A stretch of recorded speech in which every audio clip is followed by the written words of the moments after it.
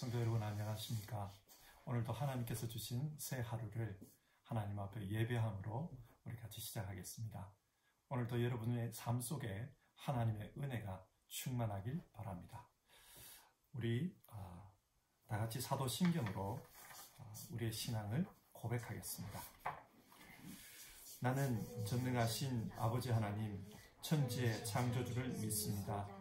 나는 그의 유일하신 아들 우리 주 예수 그리스도를 믿습니다. 그는 성령으로 잉태되어 동정녀 마리아에게서 나시고 본디오 빌라도에게 고난을 받아 십자가에 못 박혀 죽으시고 장사된 지 사흘 만에 죽은 자 가운데서 다시 살아나셨으며 하늘에 오르시어 전능하신 아버지 하나님 우편에 앉아 계시다가 거기로부터 살아있는 자와 죽은 자를 심판하러 오십니다. 나는 성령을 믿으며 거룩한 공교회와 성도의 교제와 죄를 용서받는 것과 몸의 부활과 영생을 믿습니다. 아멘. 찬송가 27장 1절, 2절, 3절을 부르겠습니다. 찬송가 27장, 옛날 찬송가도 27장입니다.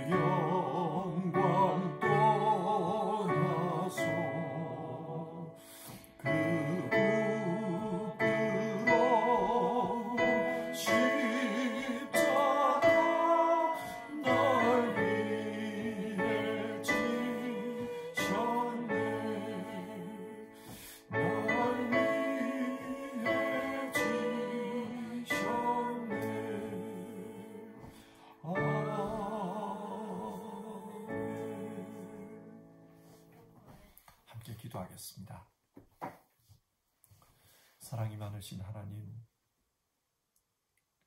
우리를 위해서 예수 그리스도를 이 땅에 보내주시고 빛나고 높은 보좌 그 위에 앉으셨던 분을 이 땅 십자가의 자리에까지 내려오게 하신 것, 하나님의 그 뜻, 그 사랑을 생각하며 감사를 드립니다.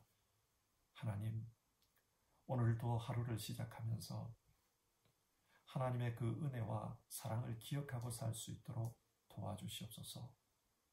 그래서 오늘 하루를 살아갈 때에도 입에서 한숨이 나올 때가 있고 마음에서 절망이 느껴질 때에도 하나님께서 우리를 향해 보여주셨던 그 사랑, 예수 그리스도, 우리 주님을 생각하면서 힘을 얻고 용기 내어서 살아가는 우리 성도님들 다 되게 하여 주시옵소서.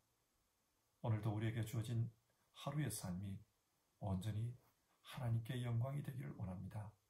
그리고 이 아침 함께 예배하는 모든 분들에게 하나님의 영광을 위해서 살 수 있는 힘과 또 말씀의 능력들을 공급해 주시옵소서. 하늘로부터 오는 은혜를 허락해 주시옵소서. 그래서 오늘 하루 정말 하나님 기뻐하시는 그런 하루가 되게 하옵소서. 귀하신 예수님의 이름으로 기도드리옵나이다. 아멘.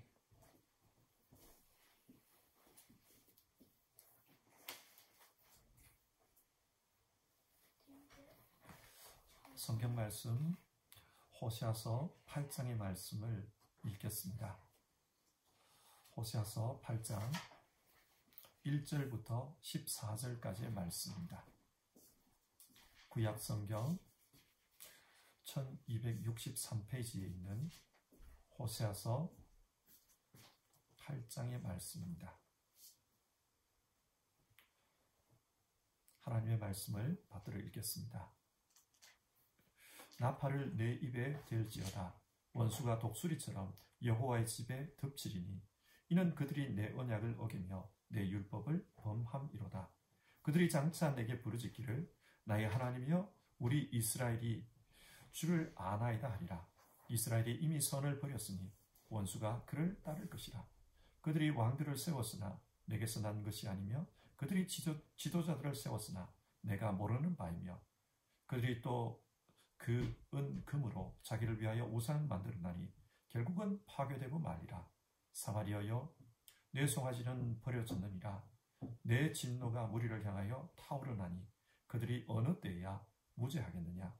이것은 이스라엘에서 나고 장인이 만든 것이라. 참신이 아니니 사마리아의 송아지가 산산조각이 나리라. 그들이 바람을 심고 광풍을 거둘 것이라. 심은 것이 줄기가 없으며 이삭은 열매를 맺지 못할 것이요 혹시 맺을지라도 이방 사람이 삼키리라.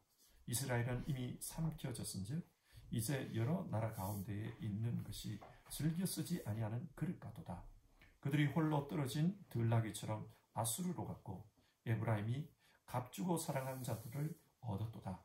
그들이 여러 나라에게 값을 주었을지라도 이제 내가 그들을 모으리니 그들은 지도자의 임금이 지워준 짐으로 말미암아 쇠하기 시작하리라. 에브라임은 죄를 위하여 제단을 많이 만들더니 그 제단이 그에게 범죄하게 하는 것이 되었도다. 내가 그를 위하여 내 율법을 10,000가지로 기록하였으나 그들은 이상한 것으로 여기도다. 그들이 내게 고기를 제물로 드리고 먹을지라도 여호와는 그것을 기뻐하지 아니하고 이제 그들의 죄악을 기억하여 그 죄를 벌하리니 그들은 애굽으로 다시 가리라. 이스라엘은 자기를 지으신 이를 잊어버리고 왕궁들을 세웠으며 유다는 견고한 성읍을 많이 쌓았으나 내가 그 성읍들에 불을 보내어 그 성들을 삼키게 하리라. 아멘. 오늘부터 다시 호세아서를 설교하려고 합니다. 사실 올해 새벽 기도를 시작하면서 호세아서를 설교했습니다. 그 이유는 원래 우리 교회 표가 여호와께 돌아가자 호세아서 6장의 말씀이기 때문에 이 표에 대한 말씀을 좀 더 깊이 살펴보기 위해서 호세아서를 시작했습니다. 그런데 코로나 사태로 중간 파우제 기간이 길어지다 보니까 어쩌면은 호세아서의 성경 내용이 연결이 잘 안 될 것 같아요. 새벽 기도에 나오시던 분들의 경우 이미 그 내용을 많이 잊어버렸을 것 같고요. 또 오늘부터 아침 예배를 드리는 분들은 중간에서 시작하기 때문에 더더욱 호세아서의 내용이 맥이 끊칠 것 같습니다. 그래서 오늘은 호세아서의 서론 부분을 지금까지의 내용을 다시 한번 살펴보는 것으로 시작하겠습니다.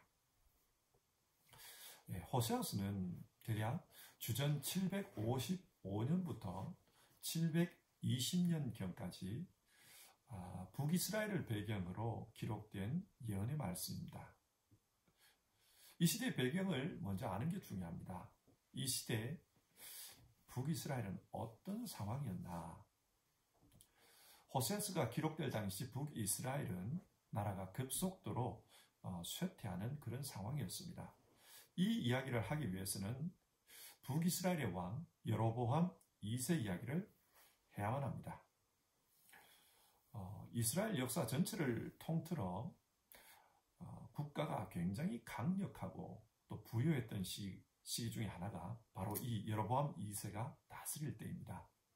여로보암 2세는 주전 793년부터 753년까지 약 41년 동안 장기 집권을 했던 왕입니다. 굉장히 오랫동안 통치했죠. 41년입니다.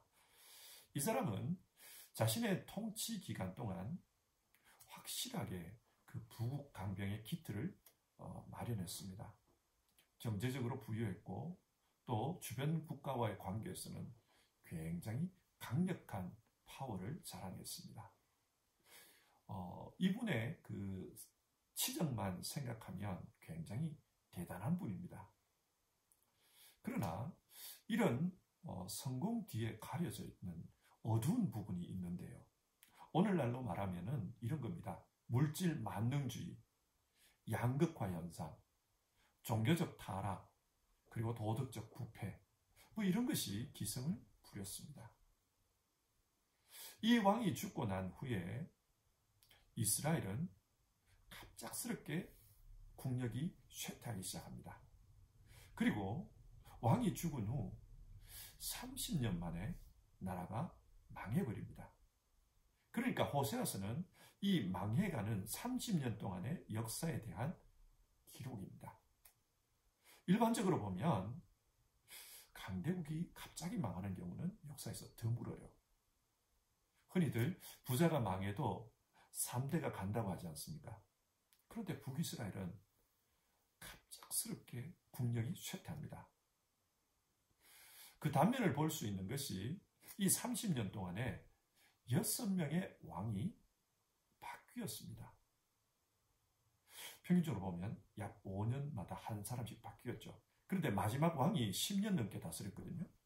그러니까 중간에 얼마나 자주 왕이 바뀌었는지를 알 수 있습니다. 그리고 이 6명 중에 3명은 암살을 당했습니다.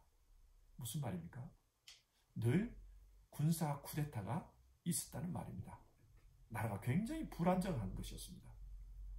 왜 이렇게 불안정했을까? 호세아서는 하나님의 심판이라고 말하고 있습니다. 근데 여러분, 하나님께서 북이스라엘이 이렇게 불안정하고 또 이렇게 갑작스럽게 망하는 것을 좋아하셨을까요? 그렇지 않습니다. 하나님은 이 당시 북이스라엘의 상황을 굉장히 안타까워하셨습니다. 이 당시 하나님의 마음이 호세아와 고멜 사이의 관계를 통해서 잘 표현되어 있습니다. 하나님은 이스라엘을 자신의 아내처럼 생각합니다. 그래서 진심으로 사랑하고 또 아끼며 살기를 원하십니다. 하지만 이스라엘은 딴 생각을 하고 있었습니다. 이 상황에서도 하나님은 이스라엘이 하나님께 돌아오기를 원했습니다. 그래서 호세아 선지자를 통해 외치게 합니다. 여호와께 돌아가자. 하나님을 향한 바른 믿음, 바른 관계를 회복하는 것이 이스라엘이 살 길이라는 말입니다. 그러나 결론적으로 이스라엘은 하나님께 돌아오지 않았습니다. 그리고 스스로 멸망의 길로 떨어졌던 겁니다. 그러니까 호세아서는 우리가 어려움을 당할 때 어떤 태도를 취해야 하는가, 또 무엇을 회개해야 되는가, 그것을 생각하게 만들어줍니다. 그리고 이 어려움을 당할 때 하나님께서 자기 백성을 향해서 어떤 마음을 가지고 있는가, 그것도 이 호세아서를 통해서 잘 말씀해주고 있습니다. 호세아서를 통해서 하나님의 은혜가 여러분에게 임하기를 바랍니다. 자, 그러면 호세아서의 전체적인 내용 구성을 한번 살펴보겠습니다. 크게 보면 세 부분인데요. 먼저 1장에서 3장은 하나님의 마음을 비유적으로 보여줍니다. 어떻게 해요? 하나님과 이스라엘의 관계를 호세아와 고멜의 관계로 보여줍니다. 하나님의 마음이 이렇다. 비유적으로 잘 보여줍니다. 그리고 4장에서 13장, 이스라엘의 범죄를 지적하고 또 이스라엘이 당할 심판에 대한 예언의 말씀들이 기록되어 있습니다. 하나님께서 범죄를 지적하는 이유는 너희가 이런 문제가 있다, 이런 문제를 회개하고 돌아오라, 그것입니다. 그리고 14장 이스라엘의 미래에 대한 하나님의 말씀이 기록되어 있습니다. 그러니까 하나님의 마음, 이스라엘의 범죄와 또 심판에 대한 말씀, 그리고 이스라엘의 미래에 대한 말씀, 호세아서는 이렇게 세 등분으로 내용을 구분할 수 있습니다. 자, 오늘 우리가 읽은 8장의 말씀은요, 전체적으로 볼 때 이스라엘의 범죄와 심판의 내용 속에 들어가 있습니다. 자, 그러면 이렇게 질문해 봐야 돼요. 구체적으로 이스라엘은 어떤 범죄를 지었는가? 4장에서는 종교 지도자들의 종교적 범죄에 대해서 말씀하고 있습니다. 그리고 5장에서는 정치 지도자들의 타락성에 대해서 말씀하고 있고요. 그리고 6장에서는 이런 죄가 있으니 회개하고 하나님께 돌아가자, 회개를 촉구합니다. 하지만 이스라엘은 근성으로 회개하지 진심으로 회개하지 않았습니다. 그걸 어떻게 알 수 있는가? 7장을 보면 이스라엘이 회개했다 그러면서 외국의 힘을 의지합니다. 하나님이 아니라 외국의 강대국을 의지합니다. 그리고 8장, 하나님은 이런 이스라엘에 대해서 심판을 선포하십니다. 그러니까 오늘 말씀은 강대국을 의지하는 것에 대한 하나님의 심판을 말씀하는 내용입니다. 자, 그러면 8장의 본문 내용을 좀 더 구체적으로 살펴보겠습니다.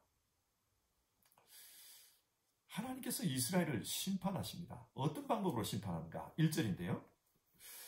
나팔을 내 입에 댈지어다. 원수가 독수리처럼 여호와의 집에 덮치리니 이는 그들이 내 언약을 어기며 내 율법을 범함이로다. 여기서 나팔을 불라고 하는데 이 나팔은 적들이 침입해온다, 그것을 알리는 파수꾼들의 나팔입니다. 적이 쳐들어왔다. 그런데 그 적이 독수리처럼 쳐들어왔습니다. 여러분 혹시 독수리가 사냥하는 것을 보신 적이 있습니까? 언젠가 유튜브를 통해서 중앙아시아에서 독수리를 통해 여우를 사냥하는 장면을 본 적이 있습니다. 독수리가 공중 높이 떴다가 뛰어가는 여우를 보면 빠른 속도로 내리꽂아서 여우를 덮치고 그 발톱의 힘으로 쪼아서 여우를 죽인다고 했습니다. 그 내리꽂는 장면을 보면은 굉장히 빠릅니다. 이처럼 적들이 이스라엘을 굉장히 빠른 속도로 공격해 옵니다. 그러면 이 적들이 누구일까요?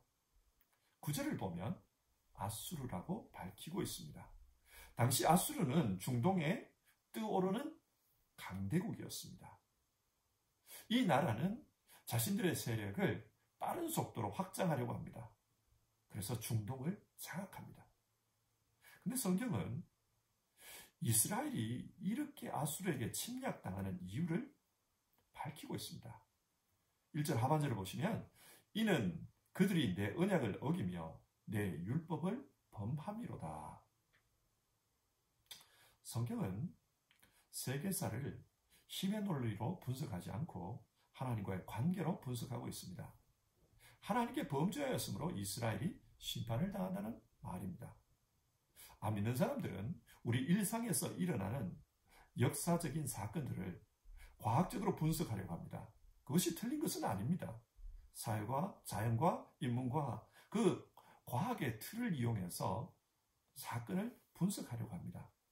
그러나 하나님을 믿는 사람들은 이 세상에서 일어나는 일들을 하나님과의 관계에서 그 원인을 찾고 있습니다. 이것이 신앙인의 관점입니다. 2절을 보시면 그들이 장차 내게 부르짖기를 나의 하나님이여 우리 이스라엘이 주를 아나이다 하리라. 이스라엘은 적들의 침입을 받고 다급한 상황에서 하나님께 부르짖습니다. 그러나 그때 하나님이 어떻게 말씀합니까? 3절입니다.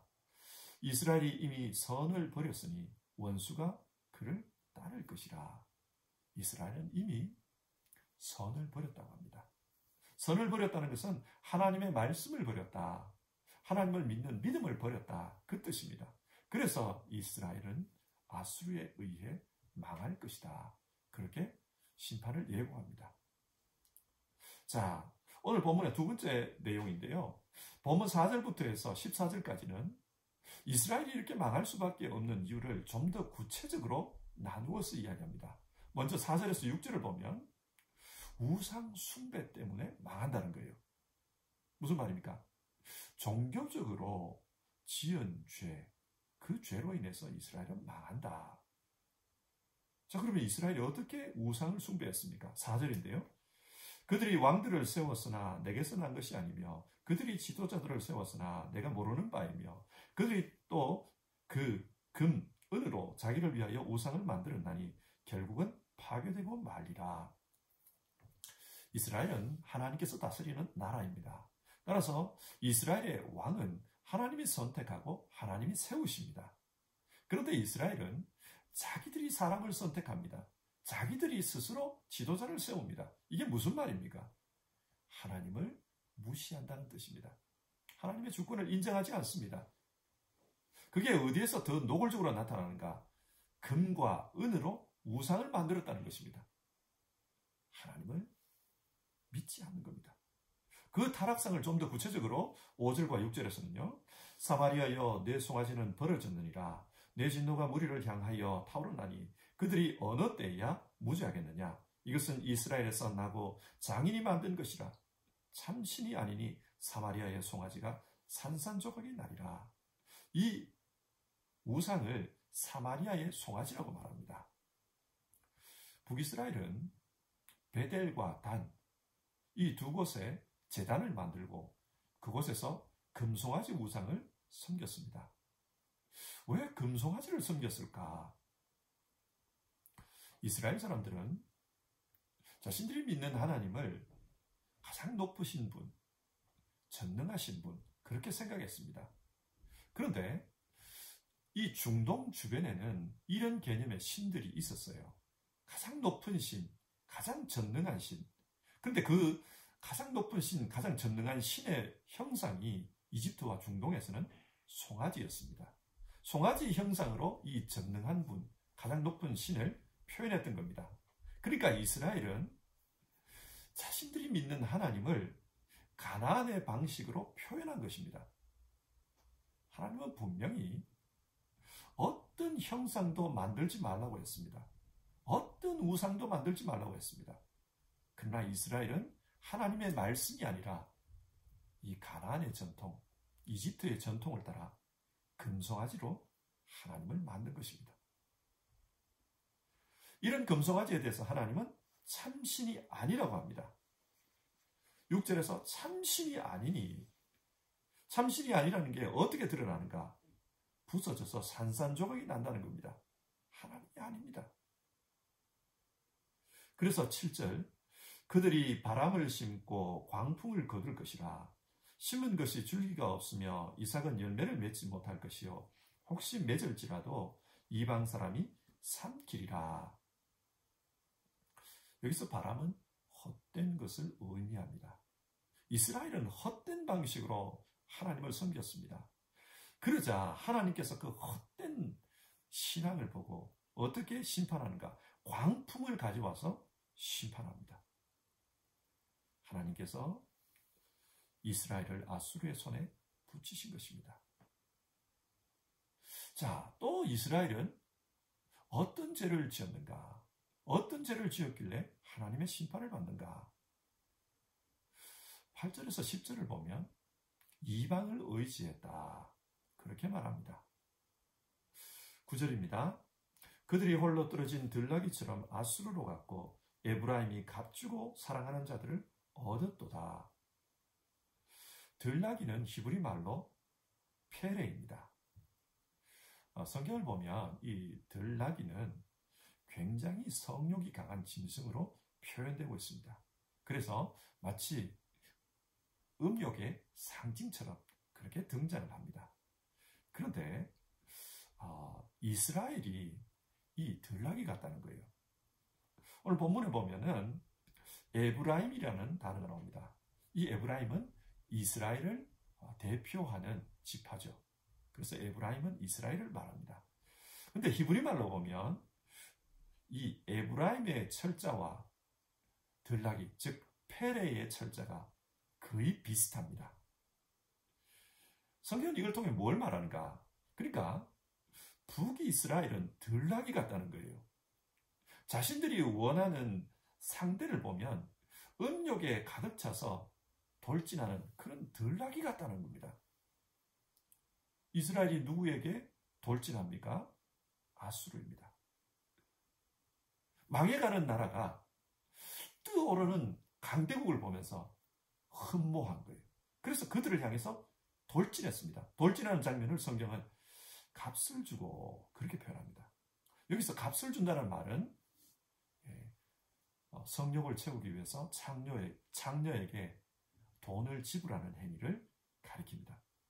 그러니까 북이스라엘은 자기들이 좋아하는 것, 귀하게 여기는 것, 그걸 다 내주면서 아수르에게 돌진했던 겁니다. 하나님은 이것을 영적인 음행이라고 말하고 있습니다. 하나님을 의지하지 않고 세상의 힘, 세상의 강대국을 의지했기 때문입니다. 근데 여러분, 그렇게 의지한 결과 어떻게 됐습니까? 8절을 보면 즐겨 쓰지 않는 그릇과 같이 되었습니다. 그리고 9절을 보시면 이방 임금의 요구로 국력이 쇠하기 시작했다. 아수르의 왕들이 지나친 조공을 요구합니다. 너무 많은 조공을 요구하니까 나라의 국력이 쇠하기 시작했다는 겁니다. 이스라엘이 왜 망했나? 세상의 힘을 의지했습니다. 그래서 망했다는 겁니다. 또 이스라엘이 왜 망하는가? 11절에서 14절을 보면은 하나님의 말씀을 가볍게 여겼기 때문이다. 그렇게 말합니다. 11절입니다. 에브라임은 죄를 위하여 제단을 많이 만들더니 그 제단이 그에게 범죄하게 하는 것이 되었도다. 여기서 제단은 산당을 의미합니다. 이 산당은 토속신앙이죠. 그러니까 전국 각지에 용하다, 여기는 뭔가 있다, 그런 지역에 산당들을 지어놓고 토속신앙으로 신앙생활을 한 거예요. 토속신을 섬기면서 신앙생활을 한 거예요. 하나님은 이런 곳에서 이스라엘이 타락할 수 있다는 것을 아셨기 때문에 산당을 금지했습니다. 12절을 보면 내가 그를 위하여 내 율법을 만 가지로 기록하였으나 그들은 이상한 것으로 여기도다. 하나님께서는 율법에서 이것을 분명히 말씀하셨어요. 신명기서를 보면 하나님이 지정한 곳 외에는 예배를 드리지 말라고 했습니다. 산당 같은 곳에서 예배하면 그 신앙이 타락하기 때문입니다. 그런데 이스라엘은 그 말씀을 가볍게 여겼습니다. 아니, 이상하게 여겼습니다. 그래서 산당을 지어놓고 거기서 하나님 기쁘게 한답시고 많은 재물을 갖다 바쳤다는 것입니다. 하지만 하나님은 그 재물을 기뻐하지 않습니다. 그래서 14절을 보면 그들이 왕궁을 짓고 견고한 성읍을 쌓을지라도 하나님께서는 그들을 반드시 심판하겠다고 그렇게 말씀합니다. 자, 오늘 본문 내용을 한번 정리해 봅시다. 오늘 본문은 하나님께서 이스라엘을 심판하는 이유에 대해서 말씀하고 있습니다. 이스라엘이 왜 심판을 받는가? 그들은 우상을 섬겼습니다. 또 하나님이 아니라 주변 강대국을 의지했습니다. 이렇게 했던 이유는 그들이 하나님의 말씀을 가볍게 여기고 주변 사람들의 전통을 따랐기 때문입니다. 그래서 하나님은 그들을 심판하십니다. 자, 여러분, 오늘 이 본문이 우리에게 주는 교훈이 무엇입니까? 하나님의 말씀에 따르면 우리의 신앙과 우리의 역사는 밀접한 관계가 있습니다. 자, 오늘 본문에서 신앙적인 부분을 한번 보십시오. 이스라엘이 우상을 숭배했습니다. 율법을 가볍게 여겼습니다. 신앙생활에서 문제가 있었다는 말이죠. 그러자 이들이 역사의 현장에서 어떤 방식으로 살아갑니까? 하나님이 아니라 이방을 의지합니다. 힘을 의지합니다. 사람들이 이성적으로 생각할 때는 강대국을 의지하는 것이 합리적으로 보일지 모르지만 그러나 하나님은 그것 안에 영적인 간음, 영적인 음행이 있다. 그렇게 말씀합니다. 하나님 섬기듯이 그 강대국을 섬기고 따랐기 때문입니다. 이처럼 신앙과 역사는 상관관계가 있습니다. 어떻게 신앙하느냐에 따라서 역사 속에서 어떻게 살아가느냐, 그것이 정해집니다. 우리 인간은 연약한 존재입니다. 그래서 우리도 우리 자신의 연약함을 깨달을 때가 참 많지 않습니까? 지금처럼 이렇게 질병이 번지면은 참 우리 자신들이 연약하다. 눈에 보이지 않는 바이러스도 이길 수 없는 그런 존재다. 그런 생각을 참 많이 하게 됩니다. 스스로 연약하다 그렇게 생각하면 사람은 자신의 문제를 해결해 줄 어떤 무엇인가를 의지합니다. 어떤 사람은 그것을 돈이라고 생각하고 어떤 사람은 권력이라고 생각합니다. 또 어떤 사람은 이런저런 신들을 섬기고 따릅니다. 그런데 여기서 중요한 것은 내가 믿고 의지하는 그것이 과연 나를 도와줄 능력이 있는가 하는 것입니다. 진짜 도와줄 능력이 있다면 괜찮아요. 그런데 그런 능력이 없는데 한계가 있는데 그것을 믿고 의지하면 이것은 헛된 믿음입니다. 바람을 잡는 거예요. 오늘 성경은 하나님을 의지하지 않는 이 이스라엘을 고발하면서 우리에게 진짜 우리가 붙들고 의지해야 될 것이 무엇인지를 말씀하고 있습니다. 하나님입니다. 하나님을 믿고 의지하라는 것입니다. 근데 여러분, 성경이 이렇게 하나님을 의지하라고 이스라엘 역사 내내 하나님을 의지하라고 그렇게 가르치는데도 왜 사람들은 하나님을 의지하지 않을까요? 그들은 잘못된 믿음을 믿음이라고 생각했기 때문입니다. 우리를 한번 보십시다. 우리는 교회에 다니면서 하나님을 믿는다라고 표현을 합니다. 근데 좀 곰곰이 생각해 볼 부분이 있어요. 교회에 다니는 것과 하나님을 믿는 것이 1대1로 일치합니까?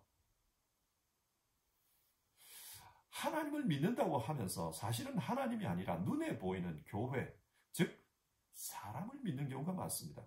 목사를 믿습니다. 성도를 믿습니다. 인간 관계를 믿습니다. 그리고 서로 주고받는 정들을 믿습니다. 사랑이 많다, 정이 많다, 이런 것에 의해서 내 신앙이 좌우되기도 합니다. 교회 생활이 좌우되기도 합니다. 그런데 사람을 믿고 목사를 믿고 교우 관계를 믿고 이런 걸 믿다 보면 반드시 실망하기 마련입니다. 이건 하나님 믿는 게 아닙니다. 교회 생활에 실망을 하면서 어떤 사람들은 하나님 믿어도 소용없어 그런 말을 하는 경우가 있습니다. 이것은 바른 신앙이 아닙니다. 하나님을 믿어야 합니다. 또 어떤 분들은 형이상학적으로만 하나님을 믿고 현실 역사에서는 하나님을 믿지 않는 그런 이중적인 삶이 나타나는 경우도 있습니다. 머리로는 하나님을 믿습니다. 그러나 현실 생활에서는 하나님 없이 살아가는 경우가 있다는 거죠. 이것도 잘못된 믿음입니다. 자, 그렇다면 여러분, 우리는 어떻게 하나님을 믿어야 합니까? 눈에 보이는 교회, 눈에 보이는 사람, 목사, 이런 존재가 아니라 진짜 하나님을 믿어야 합니다. 진짜 하나님께 집중해야 합니다. 인간 관계, 인간의 정의나 사랑, 이런 게 아니라 진짜 하나님께 집중해야 합니다. 그게 뭡니까? 오늘 성경을 보면 하나님의 말씀입니다. 이스라엘이 왜 심판을 받는가? 1절에 보면 이는 그들이 내 언약을 어기며 내 율법을 범함이로다. 하나님과의 관계, 또 하나님의 말씀을 버렸기 때문입니다.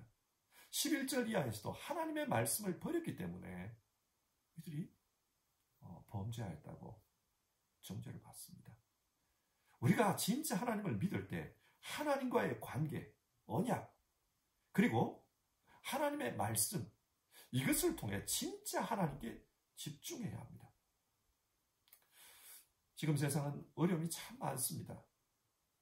우리는 이 어려움이 어디에서 왔는지 정확하게 알지 못합니다. 그러나 이 어려움 역시도 이 세상을 통치하시는 하나님의 통치권 아래에 있다는 것만큼은 분명합니다. 그래서 이럴 때에도 우리는 진짜 하나님을 믿는 신앙, 정말 하나님과의 관계, 하나님의 말씀, 여기에 근거해서 바른 신앙 속에서 이 현실을 보려고 애를 써야 합니다. 하나님께서 왜 이런 어려움을 주셨을까? 이 생각을 하면서 좀 더 본질적인 신앙, 좀 더 하나님의 말씀에 근거한 그런 신앙이 되려고 몸부림치는 것이 중요합니다. 사랑하는 성도 여러분, 오늘 우리에게 주어진 하루의 삶도 정말 하나님을 믿는 그런 믿음으로 삽시다. 그리고 이 아침에 나는 진짜 하나님을 믿으며 살겠다. 하나님의 언약, 하나님의 말씀, 그것을 붙들고 신앙의 본질에 충실하며 살겠다. 그렇게 결심하고 하루를 시작합시다. 하나님은 우리 모두를 사랑하십니다. 그렇기 때문에 호세아 선지자를 통해서 여호와께 돌아가자. 하나님께로 가면 그게 답이 있습니다. 하나님께로 가면 해결책이 있습니다. 하나님께로 가면 하나님께서 우리의 마음에 위로를 주시고 하나님의 사랑을 느낄 수 있게 하십니다. 오늘 하루 정말 이 결심으로 하루를 시작합시다. 나는 세상 그 무엇이 아니라 하나님을 믿겠다. 하나님을 믿기 위해서는 내가 하나님의 언약에, 하나님과의 관계에 충실해야 한다. 다른 무엇이 아니라 하나님의 말씀에 충실해야 한다. 나는 그런 신앙생활로 오늘 하루를 시작하겠다.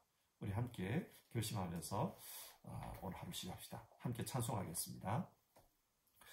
342장입니다. 342장. 옛날 찬송가는 395장인데요. 우리 1절과 3절을 부르고 같이 기도하겠습니다.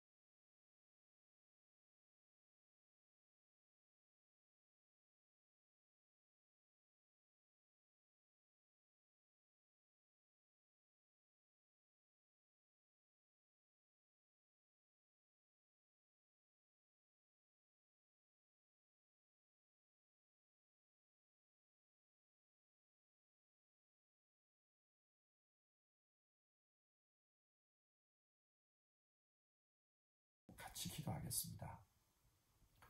오늘 성경 말씀은 호세아 시대에 이스라엘이 왜 하나님께 심판을 받을 수밖에 없었는가, 그 이유에 대해서 말씀하고 있습니다. 이들은 우상을 섬겼습니다.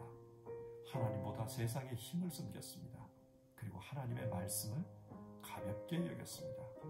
그 결과 하나님의 언약을 버리고 하나님의 말씀을 버리고 심판의 길로 접어들었던 것입니다. 오늘 우리 자신에게 이 말씀을 비춰보면서 같이 기도합시다.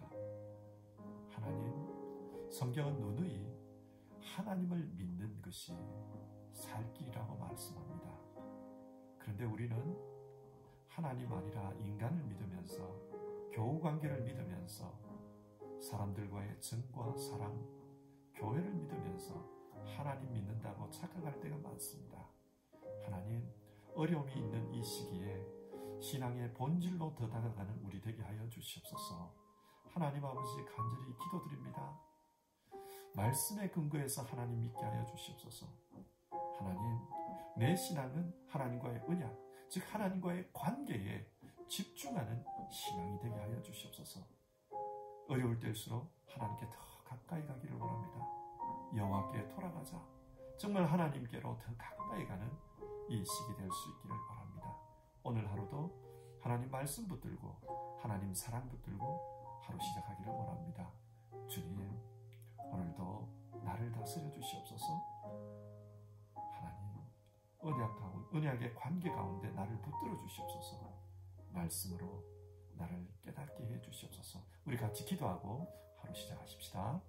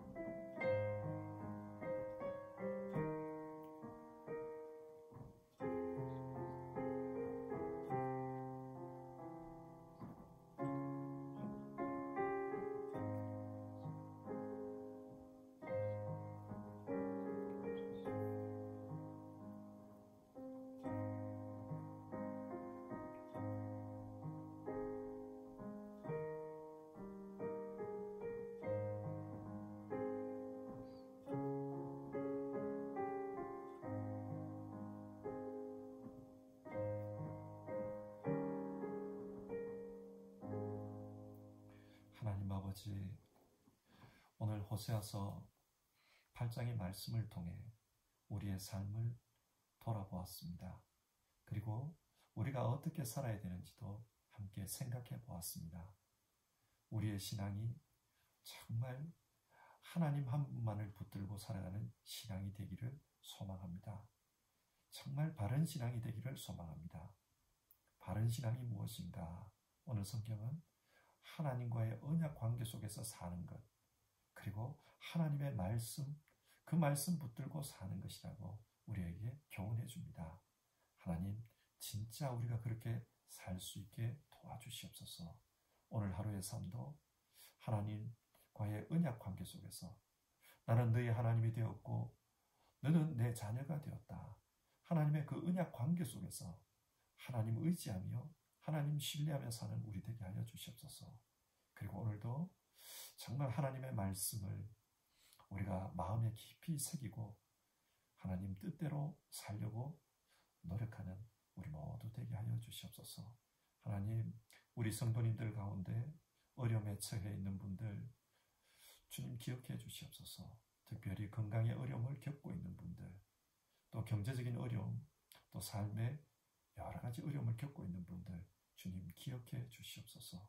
그리고 하나님 찾아가셔서 위로해 주시고 도와주시고 또 능력 있게 살 수 있도록 힘을 공급해 주시옵소서. 하나님, 우리가 사는 세상이 지금 참 힘듭니다. 하나님께서 은혜를 베풀어 주시기를 간절히 기도드립니다.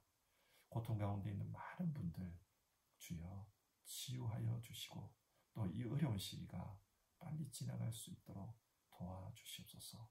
오늘 하루도 정말로 하나님과 함께 살고자 말씀으로 예배하고 찬송으로 기도하고 정말 하나님 앞에 자신의 삶을 엎드려 내어놓고 드리는 모든 분들을 위해 주님 함께해 주시옵소서. 그들을 통해 영광 받아 주시옵소서.